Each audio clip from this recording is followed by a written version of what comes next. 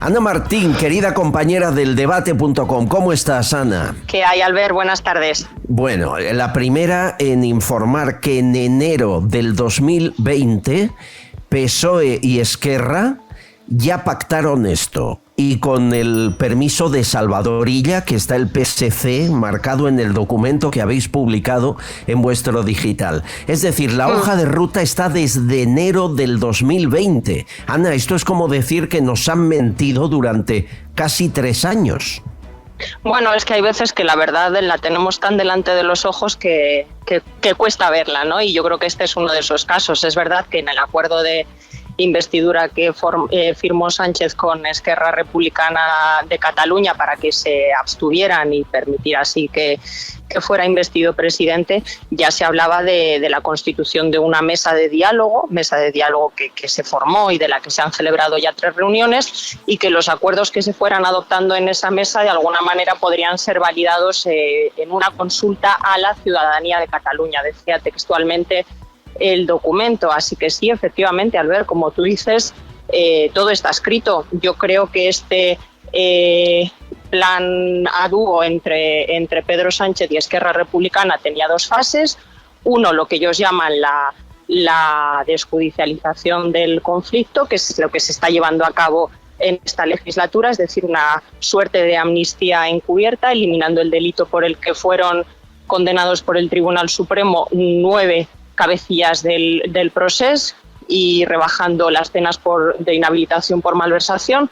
Y luego la legislatura que viene, si Pedro Sánchez sigue en la Moncloa, como lo hará de la mano de Esquerra, pues entraremos en la segunda fase, que es la fase política, que es la fase de un nuevo estatut, con algún tipo de consulta que tenga encaje, aunque sea con calzador en la Constitución. Y para ello Sánchez necesita un tribunal constitucional no de mayoría progresista, sino, a mí me gusta más bien decir, de mayoría de izquierdas, porque es lo que es.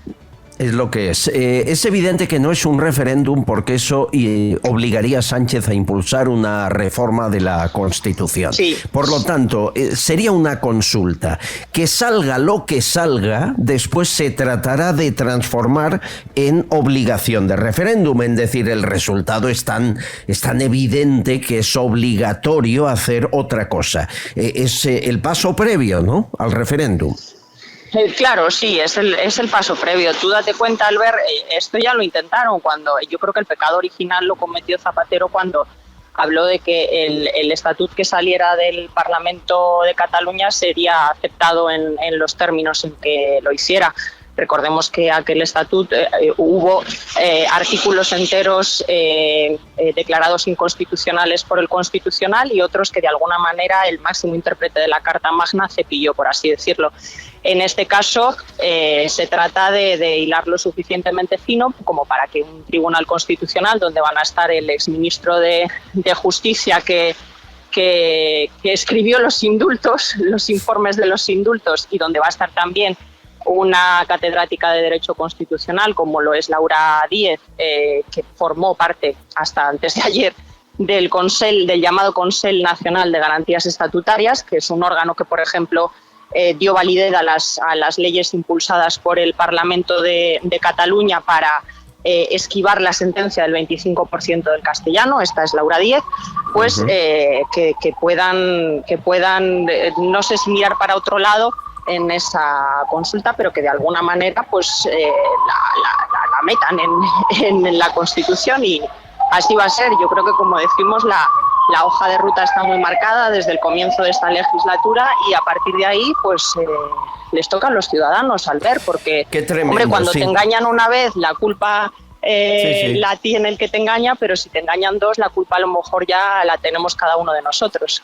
Es una situación de alerta, lo están oyendo hasta con sirenas, y de emergencia. Pero hay algo más. Salvador Illa, dicen todas las encuestas, podría ganar las elecciones en Cataluña. Y Salvador Illa las gana porque muchos catalanes le votan por ser no independentista. ¿Cómo puede ser si es uno de los firmantes del documento del que estamos hablando pidiendo el referéndum? Bueno, yo creo, Albert, que el PSC, no solo con Salvador Illa, fue antes con el propio Miquel Iceta, siempre se ha movido en una ambigüedad calculada que le ha servido, salvo en los tiempos en que Ciudadanos dio la campanada, pues si te fijas ya en las últimas elecciones autonómicas, aunque hubo un empate a escaños entre el PSC y Esquerra, pero en votos ganó el PSC. Y en esas yo creo que la partida se juega ahora en dos tableros, uno el tablero de la política nacional, del que estamos hablando, y otro en el de la política catalana, en el que evidentemente después de las próximas elecciones pues Esquerra orillará definitivamente a Junts per Catalunya y habrá un gobierno bipartito o tripartito, como lo hubo entonces con Maragall y con José Montilla, entre Esquerra, PSC y los comunes. Sí. No sé en qué reparto de fuerzas, si quedará por delante PSC o Esquerra, pero lo verán nuestros ojos, seguramente. Por lo tanto, señores, referéndum a cambio de más Moncloa y gobierno en Cataluña 4 años. Esos son los acuerdos. Y España un poquito más troceada, más dividida todavía. Ana Martín, enhorabuena.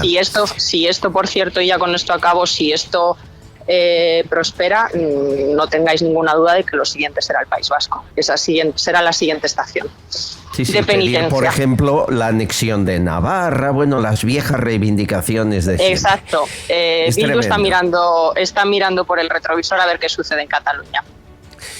Ana Martín, enhorabuena por hace meses ser la primera en decir que esto está todo pactado y mostrar documentación al respecto. Te leo en el Pues te diré que no me alegro de tener tanta razón algunas veces, pero bueno. A mí me alegra que seas tú quien lo haya dicho. Un beso fuerte. Gracias, Albert.